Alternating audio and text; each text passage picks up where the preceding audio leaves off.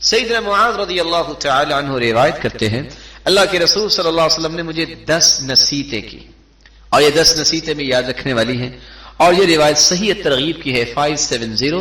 10 نصیحتیں جو اللہ کے رسول نے فرمائی تھی وہ کیا تھا؟ لا تشرک باللہ، اے معاذ اللہ کے ساتھ شرک نہ کرنا. وَإِن قُتِلْتَ وَحُرِّقْتَ، تجھے قتل کر دیا جائے، تجھے جلا دیا جائے آگ میں، شرک نہ کرنا. پہلی نصیحت. دوسری نصیحت وَلَا تَعُقَّنَّ وَالِدَيْكَ وَإِنْ أَمَرَاكَ أَن تَخْرُجَ مِنْ أَهْلِكَ وَمَالِكَ، زندگی میں والدین کی نافرمانی نہ کرنا. خواہ تمہیں یہ کہہ دے گھر سے نکل جاؤ، سارا مال یہاں رکھو چلے جاؤ، تمہیں یہ بھی کہہ دے تم نے والدین کی نافرمانی نہیں کرنی. تیسری وصیت وَلَا تَتْرُكَنَّ صَلَاةً مَكْتُوبَةً مُتَعَمِّدًا، جان بوجھ کر ایک نماز بھی زندگی میں نہ چھوڑنا. فَإِنَّ مَن تَرَكَ صَلَاةً مَكْتُوبَةً مُتَعَمِّدًا فَقَدْ بَرِئَتْ مِنْهُ ذِمَّةُ اللَّهِ، جس نے ایک نماز چھوڑ دی اللہ اس سے بری ذمہ ہو گیا. چوتھی نصیحت وَلَا تَشْرَبَنَّ خَمْرًا، شراب نہ پینا. فَإِنَّهُ رَأْسُ كُلِّ فَاحِشَةٍ، ہر فحاشی کی یہ ماں ہے شراب. پانچویں بات وَإِيَّاكَ وَالْمَعْصِيَةِ، گناہوں سے بچ جانا.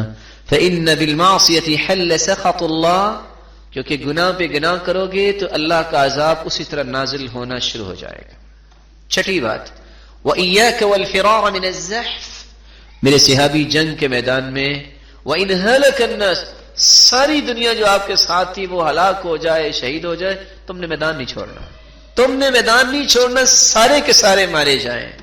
وَإِذَا أَصَابَ النَّاسُ مُوتًا وَأَنْتَ فِيهِمْ فَاثْبُتْ، دنیا کو ایک موت کی بجائے 2 موتیں بھی آ جائیں تم نے ثابت قدمی دکھانی ہے، تم نے بھاگنا نہیں ہے.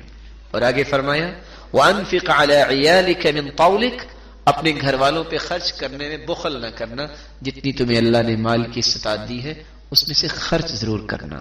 وَلَا تَرْفَعْ عَنْهُمْ عَصَاكَ أَدَبًا وَأَخِفْهُمْ فِي اللَّهِ، اور 10ویں وصیت اپنے گھر کے ماحول کو بہتر بنانے کے لیے لا ترفع عنہم عصاک، کوڑے کو اپنے سے دور نہ کرنا، یعنی اپنا رعب.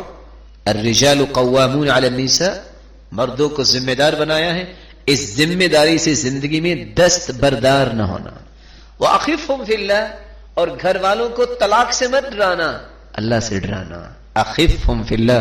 اور آج ہوتا کیا ہے، سب سے بڑا ڈراوا کیا ہے، میں طلاق دے دوں گا. یہ کسی دانشمند کی بات نہیں ہوتی، اس کو اللہ سے ڈراؤ.